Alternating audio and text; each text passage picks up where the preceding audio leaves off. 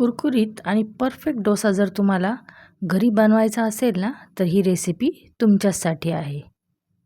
Hello friends, we all फूडीजमध्ये पुन्हा एकदा तुमचं मनापासून स्वागत आहे. तर आज आपण बनवत आहोत डोसा आणि सोबत चटणी. तर आपण लगेचच रेसिपीला सुरुवात करूया. डोसा बनवण्यासाठी इथे 3 ग्लास मी रेशनचा तांदूळ घेतलेला आहे आणि त्यासाठी आपल्याला 1.5 ग्लास उडदाची डाळ लागणार आहे. जेवढा तांदूळ त्याच्या अर्धे आपण उडदाची डाळ घेणार आहोत. त्यामुळे काय होतं, डोशाचं बॅटर अगदी परफेक्ट प्रमाणात तयार होतं. तर डाळ तांदूळ आपण निवडून घेतलेले आहे. त्यानंतर दोन्ही आपण एकत्र केलेले आहेत आणि ते आपण धुवून घेणार आहोत. 2 ते 3 पाण्याने स्वच्छ आपण डाळ तांदूळ एकत्रित धुवून घेतल्यानंतर 7 ते 8 तासासाठी आपण ते भिजत घालणार आहोत.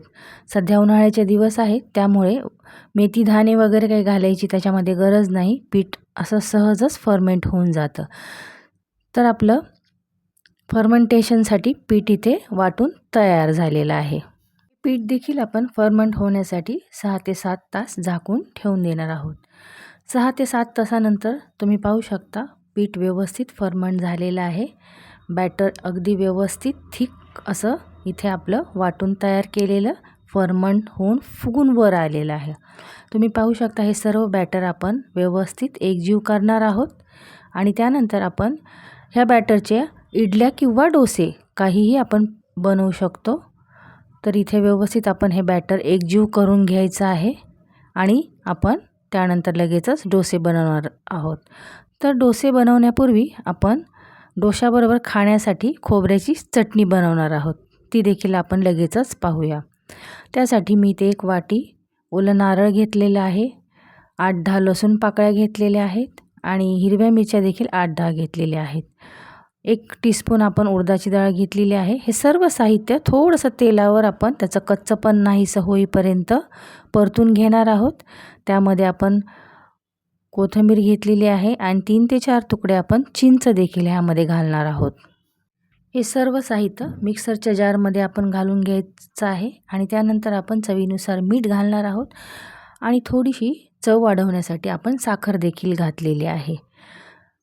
थोडंसं पाणी घालून आपण घट्टसर अशी चटणी इथे वाटून घेणार आहोत. आपली चटणी वाटून झाली आहे.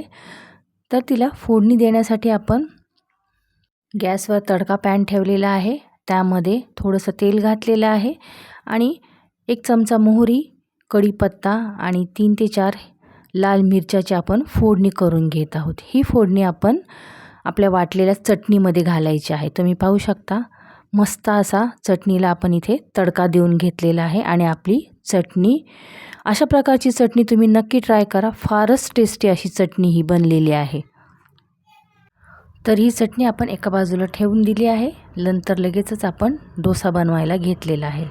गॅसवर तवा तापून घेतलेला आहे. त्यावर थोडंसं पाणी आणि तेलाने आपण तवा ग्रीस करून घेतलेला आहे आणि जे आपण बॅटर तयार केलं होतं ते एका वेगळ्या पातेल्यामध्ये घेऊन आपण डोशासाठी जेवढं पीठ लागतं तेवढं पाणी मिक्स करून आपण डोश्याचं बॅटर तयार करून घेतलं आणि इथे मी व्यवस्थित असा डोसा तव्यावर पसरवून घेतलेला आहे. तुम्हाला जर कुरकुरीत डोसा पाहिजे असेल तर तुम्ही बॅटर थोडंसं पातळ ठेवू शकता आणि जर तुम्हाला स्पॉन्जी डोसा बनवायचा असेल तर बॅटर थोडंसं तुम्ही जाडसर ठेवू शकता. इथे मी कुरकुरीत डोसा बनवत आहे, त्यामुळे मी बॅटर असं पातळच बनवलं होतं आणि आपला इथे डोसा तुम्ही पाहू शकता मस्त कुरकुरीत आणि क्रंची असा डोसा हॉटेलसारखा इथे तयार झालेला आहे. तर अशा प्रकारे जर तुम्हाला डोसा बनवायचा असेल ना, तर तुम्ही बॅटरची कन्सिस्टन्सी कमी जास्त अशी ठेवू शकता.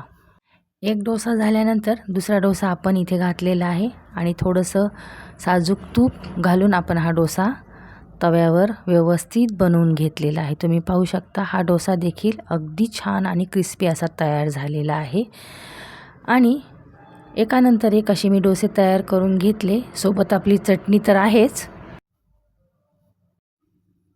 तर आपण डोसा इथे सर्व केलेला आहे आणि आपला इथे डोसा खाण्यासाठी तयार आहे.